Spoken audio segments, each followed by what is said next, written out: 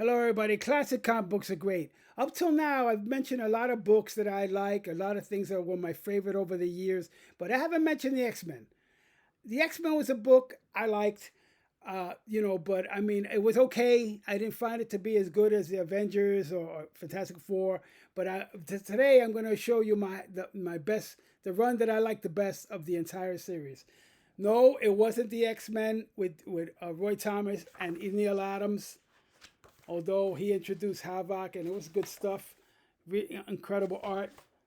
No, it wasn't the Dave Cockrum reinvention with the new X Men and the introduction of Wolverine and the rest.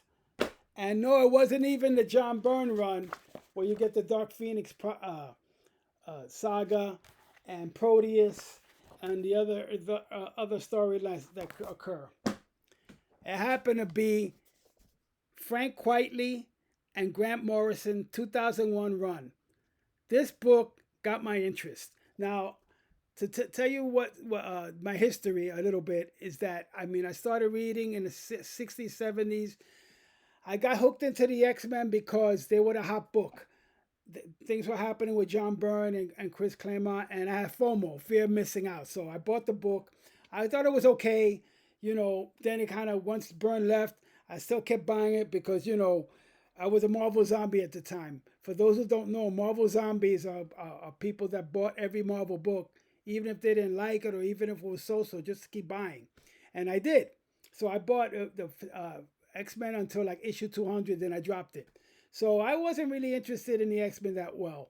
So along comes this 2001 Grant Morrison, right from his Justice League run, where he reinvents and makes them a great team.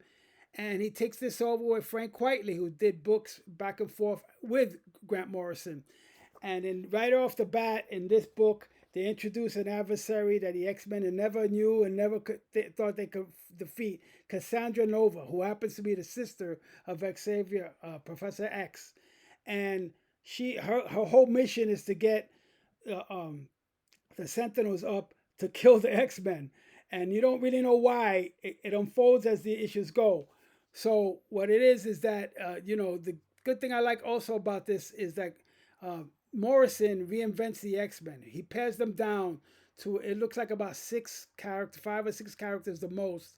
It isn't an army of thousands like the X-Men became. And he gives them a little more depth because now there's tension between Scott and Jean. You see secondary mutations where characters used to be one thing with one power and now become something else. You see here, although she's not in this issue, although she's not in this issue, the White Queen becomes like gets a power where she becomes diamond hard. So it's not just telepathy; it's that now. And the Beast, he becomes like a teddy bear type, a different mutation, teddy bear type look. And you don't know what's going to happen next. They introduce a lot of characters here. Zorn, the art is fantastic. I have a thing for Frank Quietly, and maybe he's a quiet taste for some people. There are lots of action and some gory stuff as well. But you're riveted from the first page to the last. X-Men 114 actually retitled a new X-Men because it was X-Men before this point. So Grant Morrison stays on to about issue 150, and a lot of nice stuff happened there. Get the book, take a look at it. Again, not everything is John Byrne and Dave Cockrum and Chris Claremont. There's some other runs that are pretty good too. Classic comic books are great. You hang in there.